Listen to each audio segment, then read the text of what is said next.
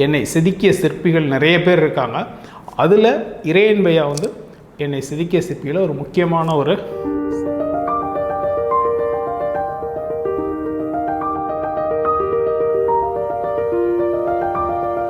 Hi hello.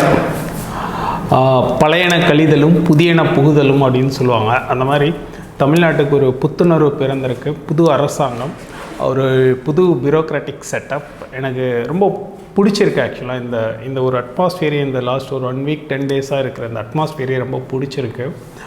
ஏன்னா ரொம்ப முக்கியமாக சொல்லணும் அப்படின்னு கேட்டிங்கன்னா, இந்த அரசாங்கம் வந்து தமிழ்நாடு சீஃப் செக்ரட்டரியாக இறையன்பு ஐஏஎஸ் அவர்களை வந்து நியமித்தது வந்து ரொம்ப ஒரு வரவேற்கத்தக்க ஒரு விஷயம். என்னென்னா, இறையன்பு ஐஏஎஸ் ஐயா பற்றி நான் நிறைய சொல்கிறத விட நிறைய பேருக்கு அவரை பற்றி நிறையவே தெரியும். நல்ல ஒரு திறமையுள்ள ஒரு ஆளுமை மிக்க ஒரு நல்ல ஒரு அதிகாரி. ஆக்சுவலாக ரொம்ப ஹீ இஸ் நோன் ஃபார் என்னென்னா, அவரோட ஹானஸ்டிக்கு ரொம்ப he is known for it. அவருக்கு வந்து ஹானஸ்டிக்கு ரொம்ப பேர் போனவர். அது இல்லாமல் அவரோட எழுத்து ரைட், அவரோட பேச்சு திறமை, அவரோட தமிழ் ஆர்வம், இதெல்லாம் எனக்கு ரொம்ப பிடிக்கும். இறையன்பு ஐயாவை வந்து ரொம்ப பிடிக்கிறதுக்கு நிறைய காரணம் இருக்குது. அதில் வந்து சில காரணங்கள் இதை எல்லாத்தையும் தாண்டி இறையன்பு ஐயா வந்து என்னை செதுக்கிய சிற்பிகளில் ஒரு சிற்பி அப்படின்னு சொல்கிறதுல எனக்கு ரொம்ப ஒரு பெரிய சந்தோஷம் இருக்குது. என்ன அப்படின்னு கேட்டிங்கன்னா, நான் வந்து எல்லோரும் மாதிரி ஒரு இன்ஜினியரிங் டிகிரி முடிச்சுட்டு ஒரு நல்ல கேம்பஸ் இன்டர்வியூ, ஒரு நல்ல கம்பெனியில் நல்ல ஜாப். பட் ஆனால் எனக்கு அந்த ஜாப் ஜாயின் பண்ணி 1 மந்த்து கூட அங்கே ஸ்டே பண்ண பிடிக்கலை. ஜாபை விட்டுட்டு ஊருக்கு போயிட்டா அப்பா அம்மாட்ட இல்லை நான் யூபிஎஸ்சி படிக்கணும் அப்படின்னா, வீட்டில் வந்து என்னென்னா அவங்களுக்கு வந்து பையன் செக்யூராக இருக்கணுங்கிற ஒரு ஃபீல் மட்டும்தான். ஸோ ஜாபை விடாமல் ஜாபுக்கு போ அப்படின்னாங்க. என்னால் ஜாப் போனால் படிக்க முடியாது அப்படின்னேன். அப்புறம் வீட்டுக்கு வர ரிலேட்டிவ்ஸ் எல்லாம் படித்த முட்டாள், நல்லா படித்தான், அண்ணா யூனிவர்சிட்டியில் படித்தான், இன்ஜினியரிங் முடித்தான், ஆனால் வேலை கிடச்சி வேலையை விட்டுட்டான், அவன் வேலை கிடைக்காம கஷ்டப்படுறான் அப்படின்னு சொல்லி நிறைய பேர் எனக்கு நேருக்கு நேராகவே ஏன்டா இவ்வளோ படிச்சிருக்க உனக்கு அறிவே இல்லையான்லாம் திட்டியிருக்காங்க. அப்புறம் இவ்வளோ திட்டியும் வாங்கிட்டு வீட்டில் உட்கார முடியாத ஒரு நிலமை. திருப்பியும் சென்னைக்கு வந்து ஒரு ப்ரைவேட் கம்பெனியில் ஜாபுக்கு சேர்ந்துட்டும் எனக்கு வந்து அந்த யூபிஎஸ்சி படிக்கணுங்கிற ஒரு இன்டென்ஷன் வந்து பயங்கர வெறித்தனமாக உள்ளே ஓடிட்டே இருந்தது. பட் இருந்தாலும் அது எப்படி படிக்கணும், எப்படி ஜாபையும் படிக்கணும் மேனேஜ் பண்ண முடியுங்கிற நிறைய டைலமா இருந்தது. ஸோ அப்போ என்னென்னா, நான் ஹிக்கிம்பான்ஸ்க்கு வந்து அப்பப்போ போவேன். அப்படி ஒரு டைம் ஹிக்கிம்பான்ஸ் போனப்போ இறையன்பு ஐயா அவர்களோட புக் என்னென்னா, நீங்களும் ஐஏஎஸ் ஆகலாம்னு ஒரு புக்கு. நான் ஃபஸ்ட்டு யூபிஎஸ்சி ப்ரிப்பரேஷன் ஸ்டார்ட் பண்ணுறதுக்கு அப்படிங்கிற ஒரு தீவிர முயற்சியில் இறங்கும்போது என்னோடய ஆரம்பமே என்னென்னா, இறையன்பு ஐயா அவர்கள் எழுதிய நீங்களும் ஐஏஎஸ் ஆகலாம். எனக்கு வந்து அந்த புக்கு ஃபஸ்ட் நான் வாங்கி படித்தேன். அந்த புக்கு வாங்கி படித்த பிறகு தான் எனக்கு யூபிஎஸ்சி சிவில் சர்வீஸ் எக்ஸாம் பற்றின ஒரு ப்ராட் ஐடியா நிறைய கற்றுக்கிட்டேன். அதில் இருந்து நிறைய கிடச்சிது. அப்புறம் எனக்கு ஒரு சின்ன கான்ஃபிடென்ஸ் கிடச்சிது. உண்மையிலே அந்த இடத்துல அன்னைக்கு அந்த இறையன்பு சார் புக்கில் படித்ததன் மூலமாக ஒரு கான்ஃபிடென்ஸ் கிடைக்கல அப்படின்னா, நான் இன்றைக்கி இந்த இடத்துல இருந்திருப்பேனான்னு தெரியாது. நானும் எல்லோரும் மாதிரி ஏதோ ஒரு ப்ரைவேட் கம்பெனியில் ஏதோ ஒரு நல்ல ஜாப், நல்ல ஒரு மேனேஜரியல் ஜாபில் இருந்துட்டு மாதம் சம்பளம் வாங்கிட்டு சாப்பிட்டுட்டு தூங்கிட்டு அப்படி போயிருந்திருப்பேன். உண்மையிலே எனக்கு அன்னைக்கு அந்த இடம் அங்கே தான் மாற்றம் அப்படிங்கிற ஒரு விஷயம் எனக்குள்ளே ஸ்டார்ட் ஆனதே வந்து அந்த பாயிண்ட்டு தான்.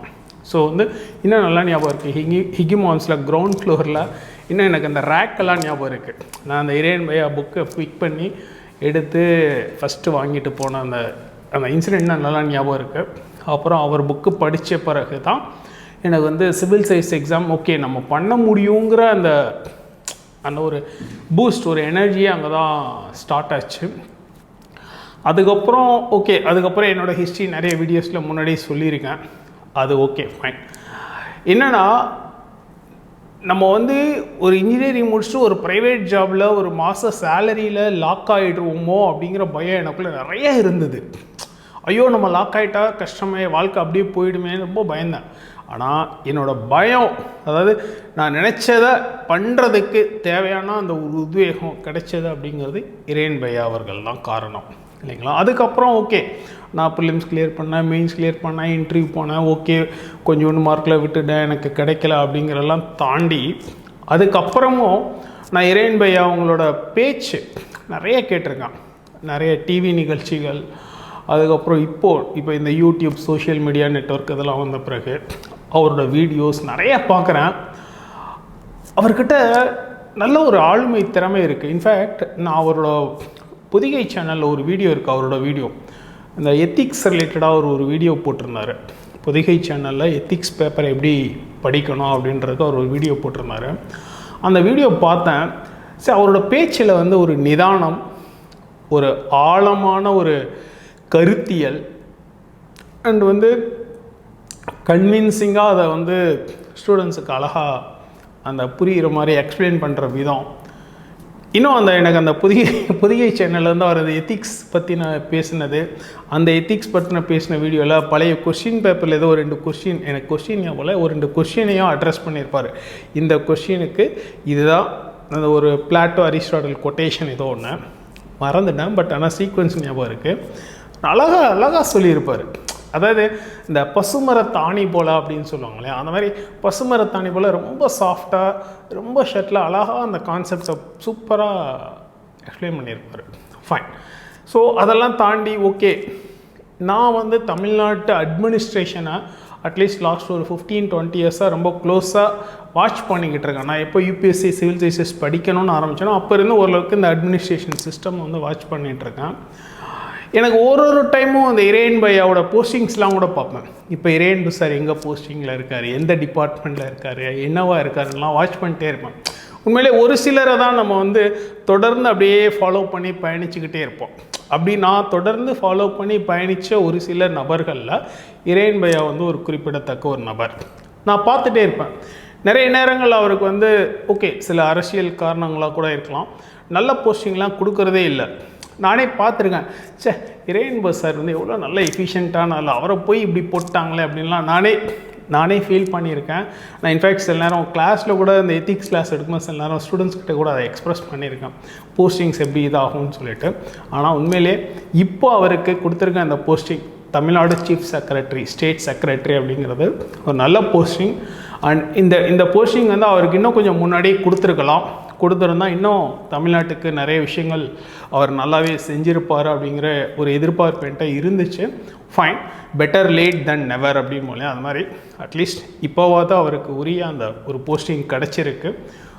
ஹீ டிசர்வ்ஸ் இட் அண்ட் டெஃபினட்டாக அவர் வந்து இந்த போஸ்டில் இருந்து தமிழ்நாட்டுக்கு நிறைய நல்லது செய்வார் அப்படிங்கிறதுல எனக்கு வந்து ஒரு பயங்கர கான்ஃபிடென்ஸ் இருக்குது. அண்ட் அதோடு இல்லை, after retirement also I think அவர் ரிட்டையர்மெண்ட் ஸ்டேஜ் கிட்ட இருக்காருன்னு நினைக்கிறேன்.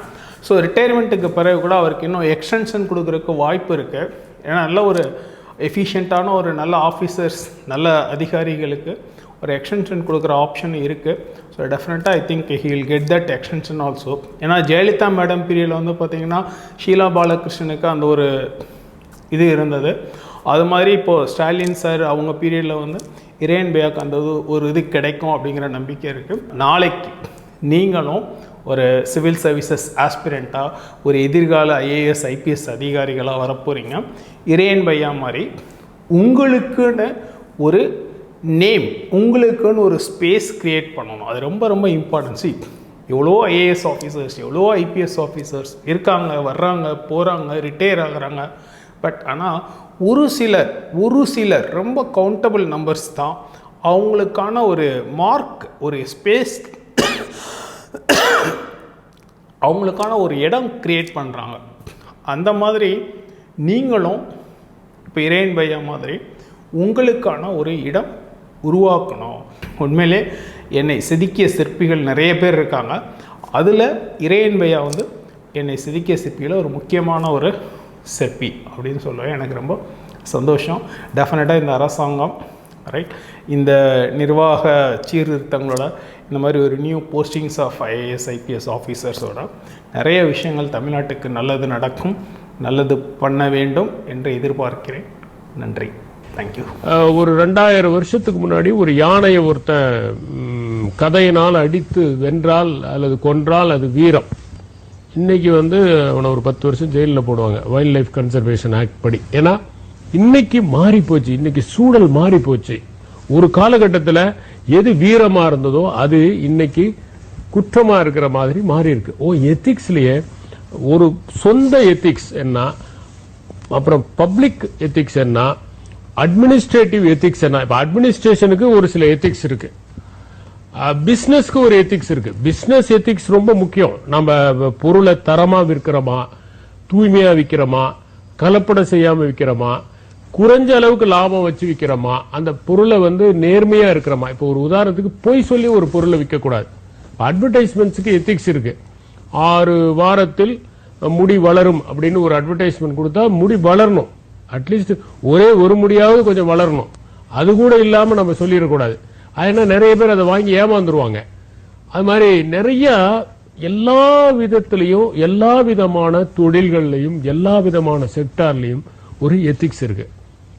அந்த எத்திக்ஸ் அவங்க ஃபாலோ பண்ணணும். இப்ப இன்னைக்கெல்லாம் இப்ப மெடிசன் எடுத்துட்டீங்கன்னா, இப்ப நீங்க போய் ஒரு டாக்டரை பாக்குறீங்க, அவரு உங்களுக்கு சர்ஜரி தேவைன்னு சொல்றாரு. You have got the right to seek a second opinion. நீங்க அவர்கிட்டயே சொல்லலாம், நான் ஒரு செகண்ட் ஒப்பீனியன் வாங்கிட்டு வரேங்க அப்படின்ட்டு இன்னொரு எக்ஸ்பர்ட்ட போலாம். அவரும் இதே மாதிரி ஆமாமா சர்ஜரி பண்ணி தான் ஆகணும்னா அதுக்கப்புறம் then you can go for surgery. அப்ப என்னன்னா எல்லாத்துலயுமே ஒரு எத்திக்ஸ் இருக்கு. அந்த எத்திக்ஸ்ங்கிறது என்ன அப்படிங்கறத பார்க்கணும். எப்படி சேஞ்ச் ஆயிருக்கு, வெஸ்டர்ன் எத்திக்ஸ் என்ன, ஈஸ்டர்ன் எத்திக்ஸ் என்ன, what were the ethics advocated by leading philosophers, leading scholars, leading administrators, இது மாதிரி எல்லாம் பார்க்கணும். ஆக இந்த பேப்பரை பொறுத்த வரைக்கும் நீங்க ஒரு ஸ்டாண்டர்டான புக் இருந்தா அதை எடுத்து படிச்சுக்கலாம். இப்ப கான்ஸ்டிடியூஷன் மாதிரி ஒரு ஸ்டாண்டர்ட் புக்கையோ அல்லது ஹிஸ்டரியில இருக்கிற மாதிரி ஒரு ஸ்டாண்டர்ட் புக்கோ கிடையாது. இத பல்வேறு புக்ஸ்ல இருந்து நீங்க மெட்டீரியல்ஸ் எடுத்து ஒரு காலேஜ் மாதிரி பண்ணி அதை படிச்சு தென் அப்ளிகேஷன், இதுல கேஸ் ஸ்டடிஸ் நிறைய வரும். அந்த பேப்பரை நம்ம பார்க்க போறோம். அந்த கேஸ் ஸ்டடிஸ்க்கு நம்ம அப்ளிகேஷன் எந்த அளவுக்கு இருக்கு அப்படிங்கறதையும் பார்க்கணும். அதனால இதுல என்ன சிலபஸ்ல இருக்கு அப்படின்னு பாத்தீங்கன்னா, நான் பல்வேறு விதமான டாபிக் சொல்லிட்டு இருக்கேன். Ethical concerns and டிலமாஸ். இப்ப எத்திக்கல் கன்சர்ன்ஸ் பத்தி பேசணும். இப்ப பொதுவா நிறைய பேருக்கு உள்ள விஷயம், இதை செய்யலாமா, இது நியாயமா, இந்த ஒரு சூழலில் ஒரு பெரிய ஒரு வாய்ப்பு வருது, கொஞ்சம் காம்ப்ரமைஸ் பண்ணிக்கிட்டா நமக்கு ஒரு பெரிய லாபம் கிடைக்கும் அப்படின்னா, இப்போ ஒரு உதாரணத்துக்கு ஒரு புதையல் உங்க வீட்டில் கிடக்குது. ஆனா சட்டப்படி என்னன்னா கவர்மெண்ட் கிட்ட அதை ஒப்படைக்கணும், ட்ரெஷர் ட்ரோவ் ஆக்ட் படி ஒப்படைக்கணும். உங்களுக்கு திடீர்னு ஒரு சலனம் வருது, இந்த புதையல் இங்கே தானே கிடைச்சது, ஆமா நம்ம வீட்டில் தானே கிடைச்சது, நாமளும் இவ்வளோ கஷ்டப்பட்டுக்கிட்டு இருக்கோமே. உடனே நம்ம என்ன பண்ணுவோம், அந்த கலீல் கிப்ரான் சொல்லாரு, நான் எப்போது தப்பு செய்தாலும் வேறு யாரோ ஒருவர் தப்பு செய்யறத சொல்லி என்னுடைய தப்பை நியாயப்படுத்துகிறேன் அப்படின்னு. உடனே நாம என்ன நினைப்போம், அவெல்லாம் வரி கட்டாம அரசாங்கத்தை ஏமாத்தலையா, அவெல்லாம் லோன் வாங்கிட்டு திருப்பி கட்டாம ஏமாத்தலையா, அப்ப நாம கொஞ்சம் இதை வச்சுக்கிட்டா நம்ம ஏழை தானே. இந்த காக்னிட்டிவ் டிசனன்ஸ் அப்படின்னு ஒரு விஷயம் இருக்கு. இப்போ ஒரு உதாரணத்துக்கு உங்க நண்பர் உங்களை கூட்டிட்டு போறாரு சினிமாவுக்கு, அவரு டிக்கெட் வாங்கி கூட்டிட்டு போறாருன்னு வச்சுக்கோங்க. போய் பாக்குறீங்க, படம் படாவதி படம், தாங்க முடியல, ஃபர்ஸ்ட் சீன்ல இருந்து கடைசி சீன் வரைக்கும் உட்கார முடியல. ஆனா உங்க ஃப்ரெண்டு உட்கார்ந்து ரசிச்சுக்கிட்டே இருக்கிறாரு. அப்ப என்ன பண்ணுவீங்க நீங்க, அவர் படம் எப்படி இருந்ததுன்னு கேட்டா உங்களை அறியாமலே, ஏன்னா நல்லா இல்லைன்னு சொல்ல முடியாது, ஏன்னா அவர் உங்களை கூட்டிட்டு போயிருக்காரு, அவருக்கு ரொம்ப பிடிச்ச நடிகர் நடிச்சிருக்காரு. அப்ப நீங்க என்ன பண்ணுவீங்க, நல்லா இருந்தது அப்படின்னு சொல்றீங்களா, இதுதான் காக்னிட்டிவ் டிசனன்ஸ். பல நேரங்கள் என்னன்னா இந்த காக்னிட்டிவ் டிசனன்ஸ் நமக்கு வரும். இப்போ நம்ம ஏதாவது ஒரு ஜஸ்டிஃபை பண்ணோம், அவங்க எல்லாம் ஏமாத்துறாங்களே, நாம இந்த புதையில வச்சுக்கிட்டா என்ன அப்படின்னு சொல்லிட்டு. இதுதான் எத்திக்கல் டிலமா. டிலமா என்னன்னா நம்ம கவர்மெண்ட்டுக்கு கொண்டு போய் கட்ட வேண்டியதுதான். ஆனா ஒரு நியாயப்படுத்துறோம் இல்லையா, இந்த நியாயப்படுத்துற எத்திக்கல் டிலமாஸ் எல்லாருடைய லைஃப்லயும் வரும். திடீர்னு ஒரு கஷ்டம் வரும் வீட்டுல, அந்த டைம்ல ஏதோ ஒரு ஃபைல் டீல் பண்ணும் போது யாராவது ஒருத்தர் வருவான், அவன் இந்த ஃபைல் நீங்க மூவ் பண்ணீங்கன்னா நான் உங்க ப்ராப்ளத்தை சால்வ் பண்ணிடுறேன்னு சொன்னா உடனடியே நம்ம என்ன பண்ணுவோம், மாட்டோம்னு சொல்லணும். அதான் அந்த எத்திக்கல் டிலமாஸ் எல்லா இடங்கள்லயும் இருக்கும். ஆனா அதுக்கு அந்த டிலமாஸ்க்கு மேல போகணும்னா என்ன பண்ணணும், முதல்லயே நம்மளுக்கு இதெல்லாம் தப்பு தவறு தேவையில்லை, அதுல ஒரு விதமான அட்ராக்ஷன் இல்லை, லெட் மீ சஃபர், சஃபர் ஆகிறதுல ஒன்றும் தப்பு இல்லை, இந்த வழியை பொறுத்து கொள்வது ஒன்றும் தப்பு இல்லை அப்படின்னு நினைச்சிட்டா. அதுதான் அந்த ஒரு அழகான ஒரு கவிதை. அதுல என்னன்னாக்க, ஒரு ஆயிஸ்டர் சொல்லும், என் உடம்பு ரொம்ப அரிக்குது அப்படின்னு சொல்லும். அப்ப அந்த இன்னொன்று சொல்லுவோம், நீ எதை அரிக்கிறது என்று சொல்லுகிறாயோ அதுதான் உன்னிடம் விலை மதிப்பற்ற ஒரு முத்து உருவாவதற்கான ஒரு ப்ராசஸ் அப்படின்னு. இப்ப அந்த உடம்புல ஒரு நிறைய இந்த சூடோ சயின்ஸ் உண்டு. நம்ம ஊர்ல சொல்லுவாங்க என்னன்னா, ஒரு மழை துளி கடலில் விழுந்தால் உப்பாகிறது, குளத்தில் விழுந்தால் குடிநீர் ஆகிறது, ஒரு சிப்பியில் விழுந்தால் முத்தாகிறது. அதெல்லாம் ஒண்ணும் கிடையாது. இதெல்லாம் சூடோ சயின்ஸ். உண்மை என்னன்னா, ஒரு இரிட்டேஷன், அந்த இரிட்டேஷன்ல ஒரு செக்ரீஷன், அதுதான் முத்தாக மாறுது. அப்ப இந்த வலி ஒரு முத்தாவதற்கான ஒரு முகாந்தரம், முத்தாவதற்கான முகாந்தரமாக அது இருப்பதை போலத்தான் நம்ம வாழ்க்கையில இந்த மாதிரி டிலமாஸே வராம இருக்கிறது எப்படி? பல்வேறு பீப்புளுக்கு டிலமாஸ் இருந்திருக்கு. இங்க பெரிய பெரிய ஆளுங்க, இப்ப சாக்ரட்டிஸ்ல இருந்து எத்தனையோ பேருக்கு, நம்ம மகாத்மா காந்தியில இருந்து எத்தனையோ பேரை நம்ம பாக்குறோம். அந்த டிலமாஸ் எல்லாம் அவங்க ஓவர் கம் பண்ணி வந்ததுனால they become great men. Regulations and conscience as sources of ethical guidance. கான்சியஸ்னஸ்க்கு என்ன வித்தியாசம் அப்படின்னு ஓஷோ மிக அழகாக சொல்லுவார். என்னன்னா, நம்ம கான்சியன்ஸ்னா என்ன சொல்றோம்? கான்சியன்ஸ்னா மனசாட்சி அப்படின்னு சொல்றோம். கான்சியஸ்னஸ் அப்படிங்கிறது மூலமா தான் நம்ம இருக்கிறோம். I think therefore I exist இல்ல. I am able to relate, I am able to understand what is going around me, therefore I exist. இப்ப கான்சியஸ்னஸ் இல்லன்னு வச்சுக்கோங்களேன், அது கோமால போயிருவோம். கான்சியஸ்னஸ் இருந்தா நாம உயிர்ப்போட இருக்கிறோம். கான்சியஸ்னஸ் தான். இப்ப ஒரு மனுஷன் உயிரோட இருக்கானா அவன் கான்சியஸ்னஸோட இருக்கிறானா அப்படிங்கிறது ரொம்ப முக்கியம். அப்ப கான்சியஸ்னஸுக்கும் கான்சியன்ஸுக்கும் என்ன வித்தியாசம்? மனசாட்சிங்கிறது என்ன? இப்ப மனசாட்சி அப்படிங்கிறது நமக்கு பிறக்கும் போதே மனசாட்சியோட வரமா? கிடையாது. பிறக்கும் போதே கான்சியஸ்னஸோட இருக்கிறோம். ஒரு குழந்தை வந்த உடனே அழுது. ஏன் அழுது? உலகத்துல பிறந்த உடனே அழறதுக்கு காரணம் என்னன்னா, உள்ளுக்குள்ள நல்ல கதகதப்பா ஜாலியா இருக்கு. வெளியே வந்த உடனே அதுக்கு ஒரு பயம். அந்த பயம் உலகத்தை பாக்குது. அங்கங்க லைட்டு, ஒரே சத்தம், உள்ள பாதுகாப்பா ஜம்முன்னு இருக்கு, சத்தமே இல்ல, சவுண்ட் ப்ரூஃப் பிளேஸ்ல இருக்கு, சந்தோஷமா இருக்கு. வெளியே வந்த உடனே சத்தம், வெளிச்சம் எல்லாத்தையும் பாக்குது. உடனே பயந்து அழுது. அதுதான் மூல பயம் அப்படிங்கிறாரு திச் நாட் ஹான். அதுதான் ஃபர்ஸ்ட் ஃபியர். அந்த ஃபியர்ல இருந்து தான் எல்லா ஃபியரும் வருது. ஒரு குழந்தை பிறந்த உடனேயே ஏற்படுற ஒரு பயம் இருக்கே, அதுதான் மூல பயம். அந்த பயமே அனைத்து பயங்களுக்கும் ஆதாரமாக விளங்குகிறது. அந்த குழந்தை வெளியே வந்த உடனே அது அழுதுச்சுன்னா எல்லாரையும் சந்தோஷப்படுறாங்கன்னா, it is alive, it is able to respond. அப்படியே இருந்ததுன்னு வச்சுக்கோங்களேன், அழாம ஒரு குழந்தை இருந்தா பெற்றோர்கள் அழுவாங்க, குழந்தை அழுதா பெற்றோர்கள் சிரிப்பாங்க. அந்த ஒரு நேரத்துல மட்டும்தான் குழந்தை அழுதா பெற்றோர்கள் சிரிப்பாங்க. அதுக்கப்புறம் ஆயுள் ஃபுல்லா குழந்தை அழக்கூடாதுங்கிறதுக்காக அவங்க அழுவாங்க. என் குழந்தை அழுதுறக்கூடாது, என் குழந்தை ஏமாந்துடக்கூடாது, என் குழந்தை தோத்துடக்கூடாது அப்படிங்கிறதுக்காக பெற்றோர்கள் அழுவாங்க.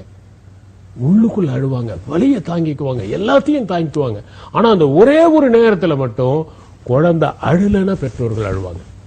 அப்ப அந்த குழந்தை கான்சியஸ்னஸோட இருக்கு அப்படிங்கிறதுக்கு தான் அவங்க அழறாங்க.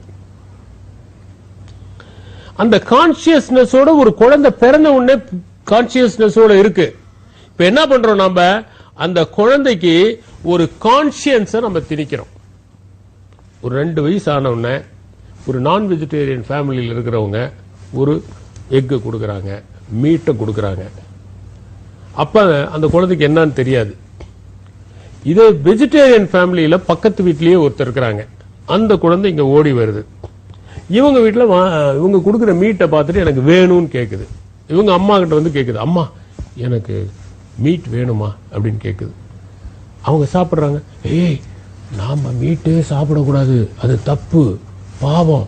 அப்ப இது வெஜிடேரியன் மனசாட்சி இவங்க உள்ள திணிக்கிறாங்க, அவங்க நான் வெஜிடேரியன் மனசாட்சி அவங்க திணிக்கிறாங்க. அப்புறம் இந்த குழந்தை என்ன பண்ணுது, இது தன்னுடைய சர்க்கம்ஸ்டன்ஸை பாக்குது. இது ஒரு மதத்தை சார்ந்த ஒரு குடும்பத்துல பிறகுது, அது ஒரு மதத்தை சார்ந்த குடும்பத்துல பிறகுது. அந்த மதத்துல சார்ந்தவங்க வழிபடுறத பார்த்துட்டு அவங்க கிட்ட இருந்து எதையோ ஒன்ன நெத்தியில் இட்டுக்கிட்டு வருது. உன்னை இன்னவங்க சொல்றாங்க, ஐயோ அதெல்லாம் செய்யக்கூடாது, தப்பு அப்படிங்கிறாங்க. அப்ப ஒரு குறிப்பிட்ட மதத்தினுடைய அந்த இது அங்க போய் பதியுது. அப்புறம் ட்ரெஸ்ஸிங் பேட்டர்ன்ல அப்படிலாம் ட்ரெஸ் பண்ணக்கூடாது, இப்படிதான் ட்ரெஸ் பண்ணணும், இப்படிதான் இருக்கணும்.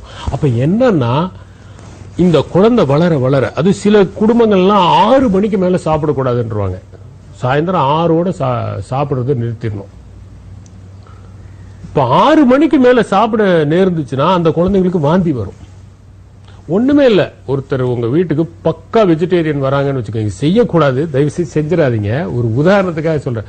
உங்க வீட்டுக்கு ஒருத்தர் பக்கா வெஜிடேரியன் ஒருத்தர் வராரு, நல்ல பிரமாதமான டிஷ்ஷ சமைச்சு போட்டுட்டு அவங்க சாப்பிட்டு முடிச்ச உடனே, இப்ப நீங்க சாப்பிட்டது என்ன தெரியுங்களா, இப்ப நீங்க சாப்பிட்டதாங்க சிக்கன் பிரியாணின்னா உடனே வாந்தி எடுப்பாங்க. அவங்க ஏன் வாந்தி எடுப்பாங்க? அவங்க மனசாட்சிக்கு அது ஒத்து வராது. அவங்க வாந்தியெல்லாம் எடுத்து முடிச்ச பிறகு நீங்க சாப்பிட்டது வெஜிடபிள் பிரியாணி தான், சும்மா தமாசுக்கு சொன்னா முதல்லயே பேசுறது இல்லன்னு முடிவு எடுத்துருவாங்க. இப்ப நீங்க தண்ணி கொடுத்தா கூட நம்ப மாட்டாங்க அவங்க. ஏன்னா அந்த மனசாட்சி என்பது அவர்களுக்குள் திணிக்கப்படுகிறது. அப்ப ஒவ்வொரு ஃபேமிலியும் ஒரு மனசாட்சி உற்பத்தி பண்ணுது, ஒவ்வொரு சமுதாயமும் ஒரு மனசாட்சி உற்பத்தி பண்ணுது. இதுக்காக போராடு, இதுக்காக நம்ம கடைசி வரைக்கும் உயிர் போனாலும் பரவாயில்ல. அது யார் பண்றது? அந்த சமூகம் அந்த மனசாட்சியை உள்ள புகுத்துது. இதுதான் உயர்ந்ததுன்னு ஒரு மனசாட்சி நமக்குள்ள புகுத்தப்படுகிறது. சாப்பிட்டு முடிச்சுக்கிறாங்க, கொஞ்சம் மிச்சம் இருக்குது, மிச்சம் இருந்ததை கொண்டு போய் வெளியே போடுறாங்க. அது போய் ஒரு நாய் சாப்பிட்டுட்டு அடுத்த நாள் அந்த நாய் காலையில போய் பார்த்தா அந்த நாய் செத்து கிடக்குது. செத்து கிடந்த உடனே இவங்களுக்கு இந்த சாப்பாடு ஏதோ விஷம் இருந்திருக்கு, அதனால தான் இந்த நாய் செத்து போச்சுன்னு எல்லாம் வாந்தி எடுக்கிறாங்க, கஷ்டப்பட்டு வாந்தி எடுக்கிறாங்க. எல்லாம் வாந்தி எடுத்த பிறகு ஒரு ஆள் வந்து சொல்றான், அந்த நாய்ங்க நேற்று ஒரு பாம்பு கடிச்சிருச்சு அதனால செத்துருச்சுன்னு சொல்லி. அந்த மாதிரி இந்த சைக்கலாஜிக்கல் இம்பாக்ட் பாருங்க. அந்த Zen story, Zen bones and Zen flesh அப்படின்னு பால் ரெப்ஸ் ஒரு 108 ஸ்டோரிஸை தொகுத்திருக்காரு, ரொம்ப அழகா இருக்கும். அதுல ஒரு ஜென் மாங்க் வருவாரு, இன்னொரு மாங்க் அவருக்கு சூப் கொடுப்பாரு, அதுல ஒரு சின்ன பாம்பு குட்டி இருக்கும். இருந்தாலும் அவங்க கொடுத்துட்டாங்களேன்னு சாப்பிட்டுவார் கடன்னு. மறுபடியும் கொண்டு வந்து வச்ச உடனே மறுபடியும் அடுத்த நாள் இருக்கும். உடனே இதுக்கு மேல நம்ம வந்து கர்டியஸா இருக்க முடியாது அப்படின்ட்டு இதுல ஒரு பாம்பு குட்டி இருக்கு அப்படின்னு சொல்லுவாரு. உடனே அவர் மேல சீலிங்க பண்ண, சீலிங்ல ஒரு பாம்பு குட்டி, அது இதுல ரிஃப்ளெக்ட் ஆகுது அந்த சூப்ல. அது அவருக்கு முத நாள் சாப்பிட்டுட்டு வயிறெல்லாம் பயங்கரமா கலக்கி இருக்கு. ஏன்னா மனசாட்சி. அப்ப மனசாட்சிங்கிறது சமூகம் திணிக்கிறது, குடும்பம் திணிக்கிறது. தப்பு செய்யக்கூடாதுப்பா அப்படிங்கிறது ஒரு குடும்பத்துல சொல்லக்கூடிய மனசாட்சி. இன்னொரு குடும்பத்தில் என்ன சொல்றாங்க, பாரு பொழைக்கிறதுக்கு என்ன வேணா செய், இதுல ஒன்றும் தப்பு இல்லை, இது தப்பான ட்ரேட் இல்லையா, இல்ல பழைக்கிறது அவனுக்கு. உடனே அவனும் அதே மாதிரி வாழ ஆரம்பிக்கிறான். ஆக பாக்குறாங்க, பார்த்த உடனே ஒரு மனசாட்சி, அப்பா செய்யறதெல்லாம் கரெக்ட் அப்படின்னு தோணுது, அம்மா செய்யறதெல்லாம் கரெக்ட்னு தோணுது, அண்ணன் செய்யறதெல்லாம் கரெக்ட்னு தோணுது. அப்ப அந்த மனசாட்சி எங்க இருந்து வருது?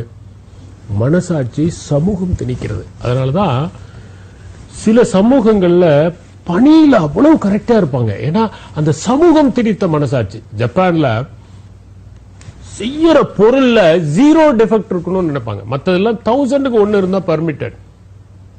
இந்த கார் இண்டஸ்ட்ரியில என்ன பண்ணுவாங்கன்னாக்க, கார் அசம்பிள் ஆகி இப்படி வந்துகிட்டே இருக்கும்போது, கார் அசம்பிள் ஆகி வரும்போது கடைசியில் என்ன பண்ணுவோம், ஒருத்தர் கதவை திறப்பான், இந்த கார் டோர் சரியா லாக் ஆகாது, அந்த ரப்பர் ஒண்ணு இருக்கு இல்லையா, அதை ஒருத்தர் நல்லா அழுத்தி விட்டு அதை சரி பண்ணி சமம் பண்ணி அனுப்புவான். இல்லைன்னா கார் கதவை சாத்தும் போது ஒரு பிசுறு அடிக்கும். இத ஜப்பான்ல மட்டும் அந்த ஆள் இல்லையா, மற்ற வெஸ்டர்ன் கண்ட்ரிஸ் எல்லாத்திலையும் ஒருத்தன் கடைசியா ஒருத்தன் சரி பண்ணி அனுப்புறதுக்கு ஒரு ஆள். ஆனா ஜப்பான்ல மட்டும் ஆள் இல்ல. என்னன்னு விசாரிச்சா தெரிஞ்சிச்சு, ஜப்பான்ல முதல்லயே they have taken care of that process. அந்த பிரச்சனையே வர வேணாங்கிற மாதிரி அந்த process they have taken care. Parkinson ஒரு புக் எழுதியிருப்பாரு, ஜப்பானிஸ் எக்ஸலன்ஸோ என்னமோ ஒரு புக் பேர் மறந்து போச்சு. அதுல ஒரு ட்ரெயின்ல எல்லாரும் ஏறி உட்கார்றாங்க, வெஸ்டர்னர்ஸ் எல்லாம் ஏறி உட்காரும் போது ஒரு ஜப்பான் ட்ரெயின்ல அந்த ஆளு சீட்டை தச்சுக்கிட்டு இருக்காரு. ட்ரெயின் ஸ்டார்ட் ஆன உடனே இந்த ஒரு ஆள் சொல்ற, train is going to start, you can get down அப்படின்ட்டு. அந்த ஆள் சொல்றாரு, I am also traveling with you. You are also traveling with you. We thought you are from railways. why did you stitch the seat அப்படின்னு. அதுக்கு அவர் சொல்லாரு, this train belongs to Japan. This train has been purchased out of the tax income. So this is my property. If the seat is torn, the prestige of our country is getting affected, and I am a citizen of this country. So my prestige is also going to be affected. That's why I rectified it அப்படின்னு. இந்த மாதிரி ஒரு மனப்பான்மை எத்தனை பேருக்கு இருக்கும் நினைச்சு பாருங்க. சீட்டு கிழிஞ்சத ஒரு டிராவலர் எங்கேயாவது தைக்கிறத பார்த்திருப்போமா? நாமளா இருந்தா என்ன பண்ணுவோம்னா, கொஞ்சம் கிழிச்சிருந்தா அதுல கையை விட்டு விட்டு அதை பெருசாக்கி அதுக்கப்புறம் அந்த சீட்டையே மாத்துற மாதிரி பண்ணுவோம். அந்த மாதிரி மனநிலையில நாம இருக்கிறோம்.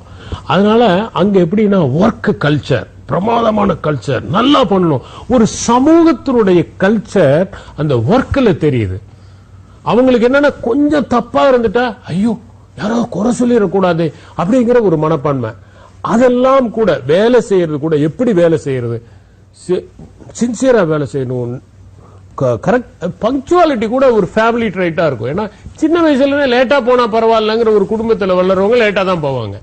ஆக டைம் சென்ஸ் கூட அந்த ஒரு மனசாட்சியினால திணிக்கப்படுற ஒண்ணு. ஆக மனசாட்சி என்பது ஒரு காலகட்டத்தில் மனசாட்சிங்கிறது ஒவ்வொரு சமூகத்திற்கும் ஒவ்வொரு மாதிரி.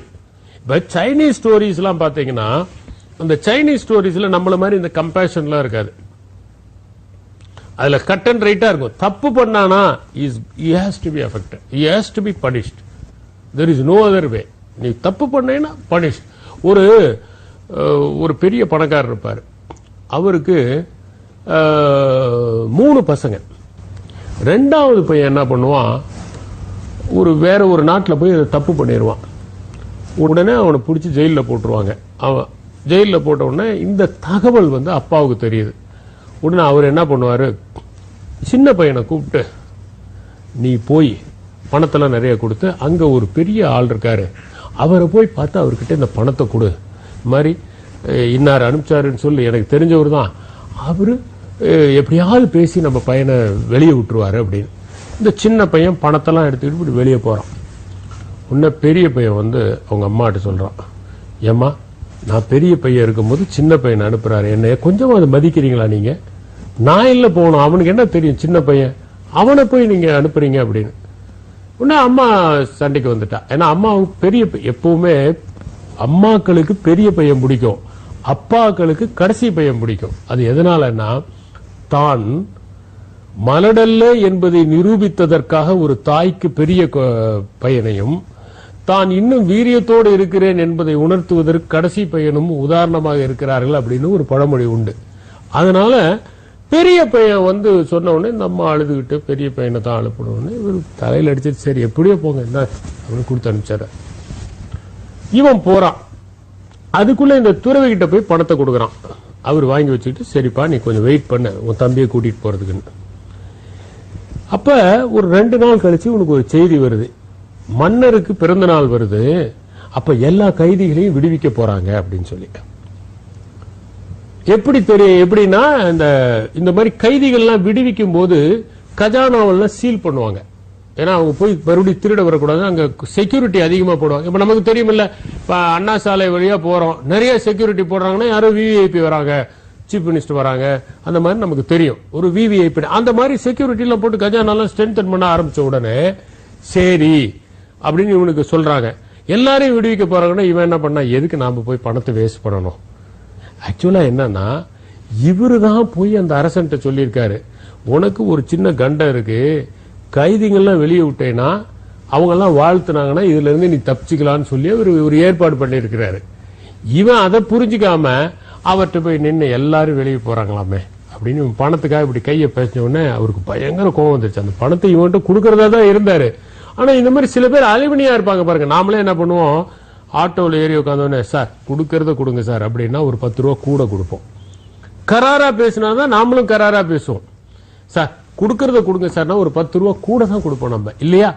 அதனால அவருக்கு கோவம் வந்துருச்சு. அவர் என்ன பண்றாரு, டப்புனு பணத்தை கொடுத்துட்டு சரி போன்ட்டு மன்னன்ட்ட போய், இப்ப நீ வெளியே விட்டீங்கன்னா ரொம்ப ஆபத்து, நீ வீக் ஆயிட்டேன்னு நினைச்சுக்கிறாங்க, திருடங்க எல்லாம் இது பண்ணி நிறைய பிரச்சனை பண்ண போறாங்க அப்படின்னு சொன்ன உடனே எல்லாரையும் அவரு டெத் சென்டென்ஸ் கொடுத்துட்டா ராஜா.